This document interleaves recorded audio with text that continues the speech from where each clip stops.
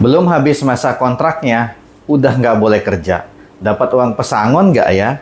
Terus, bagaimana dengan pekerja kontrak yang sudah selesai masa kontraknya? Apa juga dapat uang pesangon? Nah, sebelum kita mulai pembahasannya, ayo tekan tombol subscribe pada channel YouTube. Atau follow akun Hubungan Industrial di Instagram, Snack Video, dan TikTok.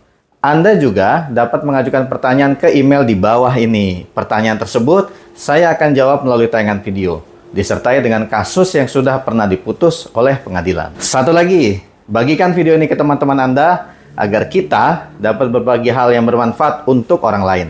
Dan simak video ini sampai selesai, biar nggak salah paham. Dalam Undang-Undang Nomor 6 Tahun 2023 tentang Cipta Kerja dan Peraturan Pemerintah Nomor 35 Tahun 2021 mengatur dua model hubungan kerja antara seorang pekerja dengan pengusaha, yaitu hubungan kerja waktu tertentu dan waktu tidak tertentu. Dalam bahasa keseharian, hubungan kerja waktu tertentu kerap disebut sebagai kontrak, dan pekerja yang dipekerjakan dengan perjanjian kerja waktu tidak tertentu disebut sebagai pekerja tetap. Hubungan kerja waktu tertentu atau pekerja kontrak diperuntukkan untuk pekerjaan yang dapat diselesaikan dalam waktu tertentu.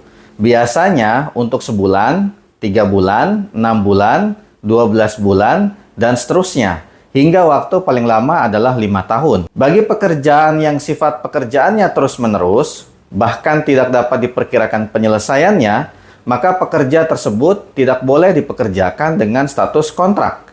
Untuk lebih jelasnya, nanti saya bahas dalam video berikutnya. Dalam kasus yang dialami oleh seorang pekerja di Kabupaten Kutai Kartanegara, dirinya diberhentikan sebelum kontraknya habis. Dalam perjanjian kontrak yang dibuat, perjanjian tersebut berlaku sejak tanggal 10 Januari 2022 sampai dengan tanggal 15 Desember 2022. Namun, pada tanggal 16 Februari 2022, pekerja yang bersangkutan diberhentikan karena alasan telah mendapatkan surat peringatan. Ia tidak terima diberhentikan begitu saja, padahal kontrak kerjanya baru berakhir pada tanggal 15 Desember 2022 atau masih sekitar 11 bulan lagi. Kemudian ia mengadukan permasalahannya ke Dinas Tenaga Kerja Kota Samarinda. Akan tetapi, perusahaan tidak pernah hadir, sehingga Dinas Tenaga Kerja menerbitkan surat anjuran tertanggal 6 Juni tahun 2022. Berbekal anjuran tersebut, kemudian pada tanggal 16 Agustus 2022, si pekerja mengajukan gugatan ke Pengadilan Hubungan Industrial pada Pengadilan Negeri Kota Samarinda. Setelah sidang sebanyak 9 kali, akhirnya majelis hakim yang diketuai oleh Hakim Agus Raharjo menghukum perusahaan membayar uang sisa kontrak sebanyak 11 bulan upah dan uang kompensasi habis kontrak sebesar 1/12 bulan upah. Terhadap putusan nomor 48 tahun 2022 tersebut, perusahaan mengajukan kasasi ke Mahkamah Agung pada tanggal 6 Desember 2022. Mahkamah Agung diminta untuk membatalkan putusan Pengadilan Hubungan Industrial pada Pengadilan Negeri Kota Samarinda dan mengadili sendiri dengan menyatakan menolak gugatan pekerja. Namun, pada tanggal 21 Maret 2023, permohonan kasasi perusahaan ditolak oleh Mahkamah Agung dalam putusan nomor 309 tahun 2023. Alasannya, Pengadilan Hubungan Industrial sudah tepat dalam menerapkan hukum pada perkara tersebut. Menurut Mahkamah Agung, pekerja yang diputus kontrak kerjanya sebelum jangka waktunya berakhir berhak mendapatkan ganti rugi sebesar upah sisa kontrak sesuai pasal 62 Undang-Undang Nomor 13 Tahun 2003. Dan pekerja kontrak yang diberhentikan juga berhak mendapatkan uang kompensasi sesuai pasal 15 ayat 1 Peraturan Pemerintah Nomor 35 Tahun 2021. Perhitungan besaran uang kompensasi, pertama, jika si pekerja dikontrak paling sedikit 1 bulan, maka perhitungan uang kompensasinya adalah upah sebulan dibagi 1/12. Jika ia dikontrak 3 bulan, berarti uang kompensasinya adalah upah sebulan dibagi 3/12, dan seterusnya. Kedua, jika si pekerja dikontrak selama 12 bulan, maka uang kompensasinya adalah sebesar 1 bulan upah.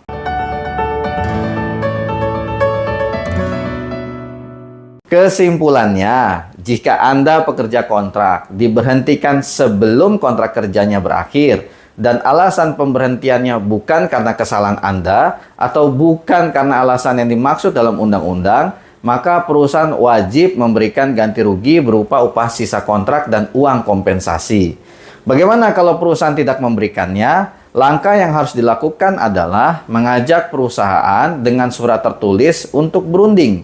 Jika tidak mau atau didiamkan, atau berunding tapi tidak mencapai titik temu, maka Anda dapat mengajukan permohonan penyelesaian perselisihan ke Dinas Tenaga Kerja di kabupaten kota sesuai wilayah perusahaan. Dinas Tenaga Kerja wajib memanggil pekerja dan pengusaha untuk dilakukan penawaran penyelesaian atau klarifikasi. Jika Dinas Tenaga Kerja tidak menanggapi permohonan Anda, adukan ke Menteri Tenaga Kerja disertai dengan bukti permohonan yang Anda sampaikan sewaktu di Dinas Tenaga Kerja.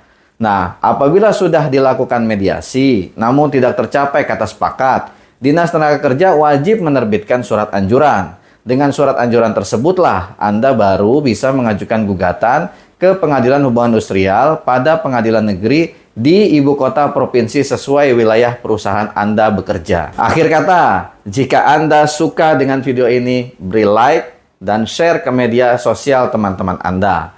Sampai ketemu pada video selanjutnya dan semoga bermanfaat.